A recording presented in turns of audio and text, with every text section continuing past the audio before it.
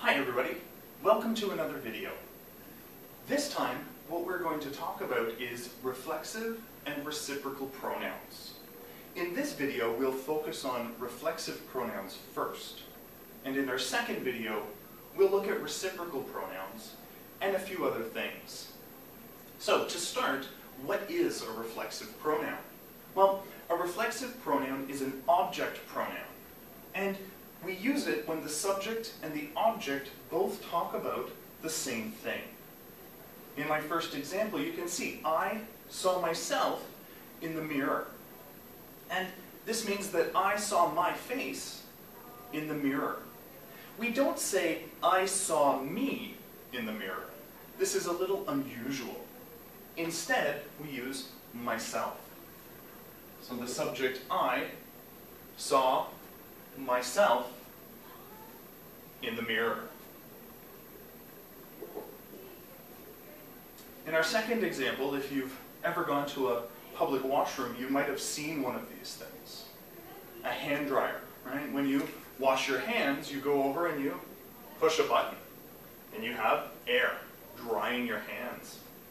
Well, the hand dryer turns itself off.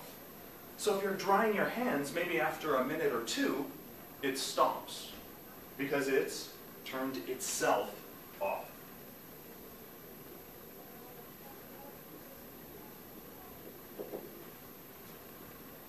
Okay. So this is how we use this form.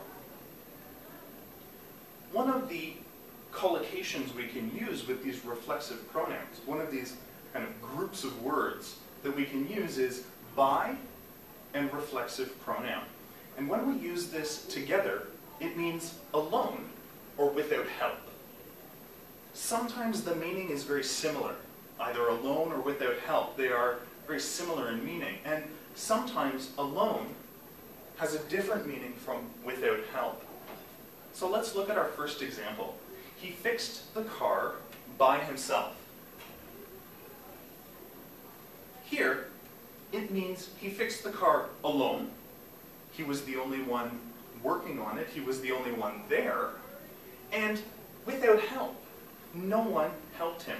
The meanings here are very similar. But if we look at our second example, she walked home by herself. It would be very strange to see someone being helped to walk home if someone maybe lifted their legs to help them walk. So here, the meaning of by herself is alone. There was nobody with her.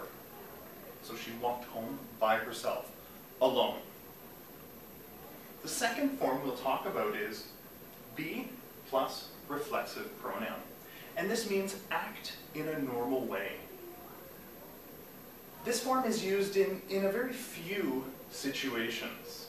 One, for example, might be in a job interview.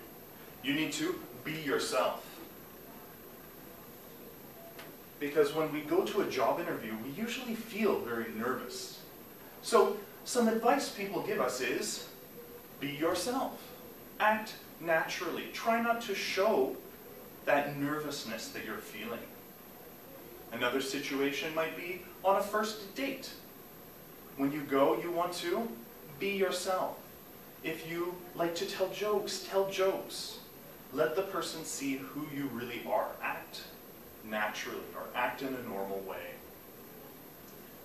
The last form we're going to look at is be plus adjective plus preposition plus reflexive pronoun.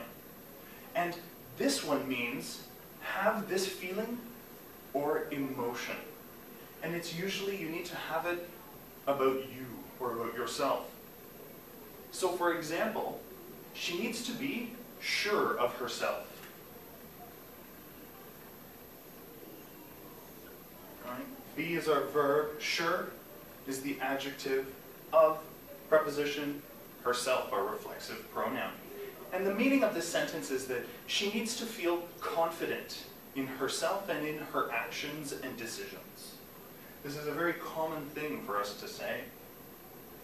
Another thing that's very common for us to say is, don't be so hard on yourself. And again, be so hard. So here we have an adverb, and then we have our adjective, our preposition on, and yourself.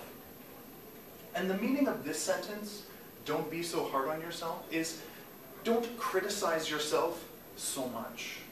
If you have done well on a test, if you have 92%, don't be upset that you didn't get another 8%. Right? Be happy with the success that you have.